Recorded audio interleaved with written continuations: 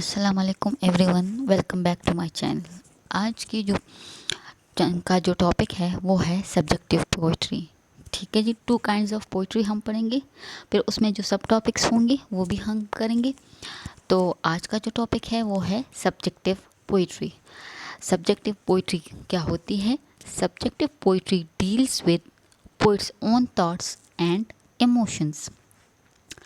अब subjective poetry के जो डिफरेंट काइंड्स हैं उस पे आते हैं। पहले नंबर पे है लिरिक। लिरिक की क्या नेचर है और उसकी काइंड्स क्या हैं? ठीक है जी।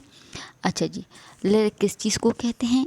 इट्स अ शॉर्ट पोएम और song expressing the personal emotion emotions and experiences of the poet. It may contain any kind of emotion, मतलब खुशी का भी हो सकता है, खफकान का भी हो सकता है, किसी चीज़ का भी हो सकता है। In the beginning, the word lyric was used for any song meant to be sung with lyre, a stringed musical instrument known to Greeks. अच्छा जी, शुरू में क्या होता था? सॉन्ग गाया जाता था, ठीक है जी, एक म्यूज़िकल इंस्ट्रूमेंट के साथ। जो स्ट्रिंग्ड म्यूज़िकल इंस्ट्रूमेंट होता है उसका नाम होता था लायर। ठीक है जी। और वो किन लोगों में ज़्यादातर मशहूर था? ग्रीक्स में। ठीक है जी। और जो लिरिक है ये क्या है? It's among the earliest forms of poetry to be written in the literary history. अच्छा जी, अब इसके डिफरेंट काइंड्स पे आ जाते हैं लिरिक के। तो पहला क्या है? कन्विवियल और बिकलेनियन लिरिक। इसमें क्या होता है? It schemes the lighter things of life, for example patriotism, religious emotion, reflective lyric, etc.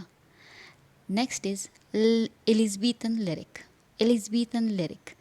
In Elizabethan age, everyone sank down from the flowery courtier to the man in the street. ठीक है जी। अच्छा जी, इन Elizabethan as हर एक बंदा जो था वो गाता था, चाहे वो फ्लावरी कोटियर मतलब शाही ख़ानदान से होता या फिर आम एक बंदा जो स्ट्रीट में फिर रहा होता वो भी गा रहा होता। ठीक है जी। The next one is lyric in 17th century. जो लिरिक इन 17th सेंचुरी है वो 3 मुख्तलिफ सब कैटेगरीज़ में डिवाइड हुई है।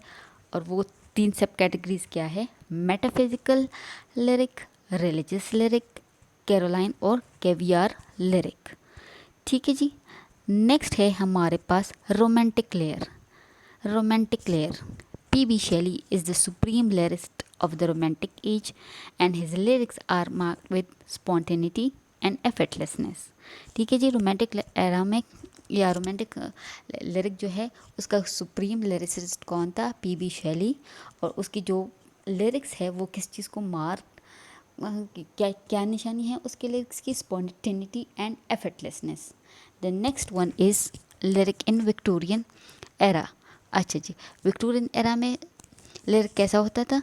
Great lyric poetry continue to be written throughout the 19th century, and in this era Tennyson and Browning are great lyric poets. Victorian era में Tennyson and Browning great lyric poets हैं। आप इसको अपने साथ as MCQ भी note down कर सकते हैं कि रोमांटिक एरा में P.B. शैली शैली जो है वो क्या है? वो सुप्रीम लिरिस्ट है रोमांटिक एरा की। और विक्टोरियन एरा की कौन सुप्रीम लिरिस्ट है? Tennyson and browning. अच्छा जी, मॉडर्न एरा। ठीक है जी, मॉडर्न लिरिक। तो lyrics of nature, place, patriotism, love, soldier and for children are some categories of the modern lyric, while some of the modern lyrics of the 20th century are John Marsfleet and W.B. Yeats, William Butler Yeats. अच्छा जी, इसके अलावा और भी बहुत है लेकिन ये जो है ये बहुत इम्पॉर्टेंट है। ठीक है जी। तो आप एक बार फिर से देख ले सब्जेक्टिव पोइट्री, उसके जो मुख्तलिफ सब काइंड्स हैं। वो पहले नंबर पे उसमें है लिरिक। ठीक है जी। और फिर लिरिक में सब कैटेगरीज क्या है? कन्विवियल या bacchanalian lyric, Elizabethan lyric, lyric in the 17th century. फिर 17th सेंचुरी की जो लिरिक है वो सब डिवाइड हुए हैं 3 कैटेगरीज में। वो क्या है?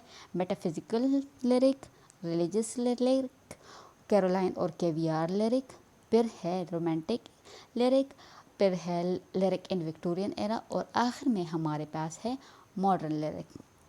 इसके बाद फिर हम अगले टॉपिक पे जाएंगे, नंबर 2 पे। ये बहुत लंबा हो जाएगा, इसलिए मैंने अभी सिर्फ एक टॉपिक कवर किया है।